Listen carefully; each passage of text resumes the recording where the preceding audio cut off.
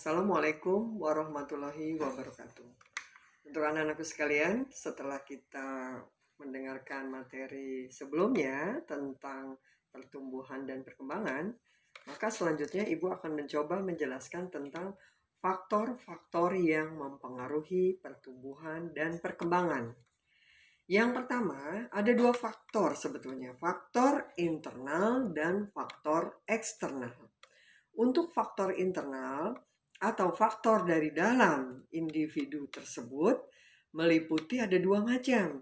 Yang pertama terkait dengan genetik atau gen, yang kedua terkait dengan hormon. Adapun faktor genetik adalah tergantung keturunan dari masing-masing yang ada di sana. Jadi diperhatikan untuk faktor internal, faktor dalam. Faktor dalam meliputi gen. Secara genetik, seseorang akan berasal dari gen sebelumnya, akan mewarisi gen-gen yang diwariskan dari sebelumnya. Contoh berat dan tinggi badan. Contoh juga karakteristik bentuk anatomi tubuhnya. Semua terwarisi dari genetik individu sebelumnya. Yang kedua adalah faktor hormon. Faktor hormon adalah faktor internal yang ada pada setiap individu. Nah, di dalam hormon biasanya tergantung. Kalau pada manusia terkait hormon pertumbuhan, growth hormone, bagaimana hormon itu mempengaruhi pertumbuhannya. Baik dari segi perkembangan pertumbuhan yang ada sehingga akan mempengaruhi secara prinsip proses di dalamnya. Pada tumbuhan, hormon terkait beberapa hormon yang membantu ya zat-zat kimia yang membantu di dalam tubuh tumbuhan bagaimana pertumbuhan itu bisa berlangsung. Contoh di sana ada hormon sitokinin, ada giberelin, ada kalin, ya. Kemudian ada beberapa hormon yang lain seperti asam absisat, traumalin dan sebagainya.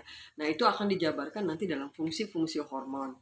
Ibu tidak akan menjelaskan panjang lebar tentang hormon maupun gen, tapi paling tidak Anda tahu bahwa faktor internal dari dalam individu ada dua yang mempengaruhi, yaitu genetik dan hormon yang terdapat di dalamnya. Apabila dalam hormon ada kekurangan-kekurangan, kadang-kadang harus di-cover dari luar. Atau ada juga yang tidak bisa di-cover dari luar, karena memang itu diproduksi dari dalam tubuh individu itu tersebut. Faktor yang kedua adalah faktor eksternal. Eksternal atau faktor luar. Faktor eksternal atau faktor luar. Yang terkait dengan faktor luar, pada hewan dan tumbuhan juga berbeda karakteristiknya, tapi pada dasarnya hampir sama.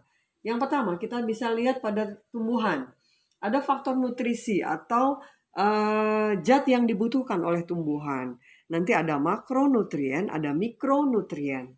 Ada juga air, kemudian suhu, cahaya, dan kelembaban. Jadi ada faktor-faktor eksternal yang mempengaruhi tumbuhan. Pertumbuhan pada tumbuhan yaitu nutrisi, bagaimana makanannya dipenuhi atau tidak melalui unsur-unsur yang ada di dalam medianya, kemudian kondisi airnya seperti apa, kemudian suhu yang ideal untuk tanaman tersebut apa, cahayanya bagaimana, dan kelembabannya bagaimana. Ini akan sangat mempengaruhi tumbuh kembang dari si tumbuhan tersebut. Makanya kita tidak bisa menggenerasikan tanaman. Kadang-kadang Anda jalan-jalan ke puncak, beli tanaman di puncak, Anda bawa ke Tangerang. Apa yang terjadi dengan tanaman tersebut di Tangerang? Hari pertama, tanaman itu akan putus daun-daunnya, akan rontok. Hari kedua, bunganya rontok. Hari selanjutnya, hidup segan, mati tak mau. Tapi bukan berarti tanaman itu mati, mungkin masih dalam penyesuaian. Tapi yang terjadi pada tanaman tersebut adalah dia tidak sesuai dengan habitat asalnya. Di mana nutrisinya berbeda, airnya berbeda, suhunya berbeda, cahayanya berbeda maupun kelembabannya berbeda. Sementara pada hewan dan manusia ada dua faktor eksternal yang sangat mempengaruhi.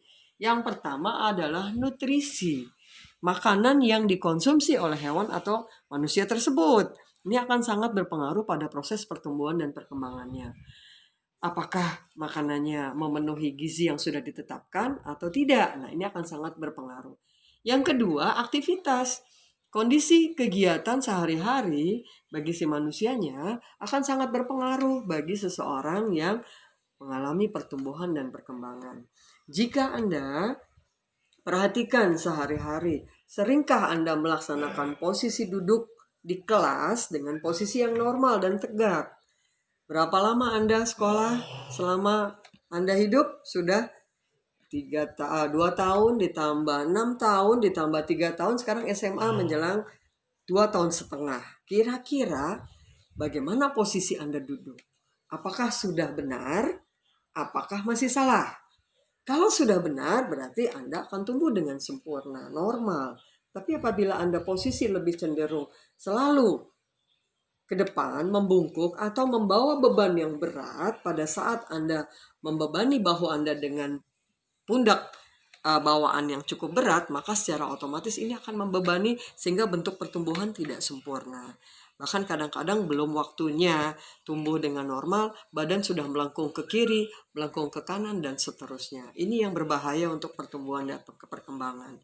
Jadi Ibu harap rubahlah gaya aktivitas Anda sehingga akan membantu proses pertumbuhan dengan baik. Contoh yang bisa Anda lakukan misalnya olahraga yang teratur, rajin berenang, mengikuti pola irama kegiatan berenang, itu akan membantu sel-sel berkembang atau tumbuh dengan baik. Hal yang lain misalnya pada saat Anda melaksanakan kegiatan yang menghambat, itu akan juga sangat mempengaruhi pertumbuhan. Contoh, Anda bisa lihat seorang angkat besi, ya, biasanya Anda lihat postur tubuhnya tidak akan ideal. Kenapa? Karena selalu dibebani dengan beban yang begitu berat, sehingga antara proporsional kaki, badan, dan kepala akan sangat tidak proporsional. Itulah yang nanti akan kalian temukan dalam konsep faktor-faktor apa saja sih sebetulnya yang mempengaruhi pertumbuhan. Mudah-mudahan dari penjelasan sekilas tentang faktor-faktor ini kalian bisa pahami beberapa faktor yang harus kalian kuasai, baik itu internal maupun eksternal.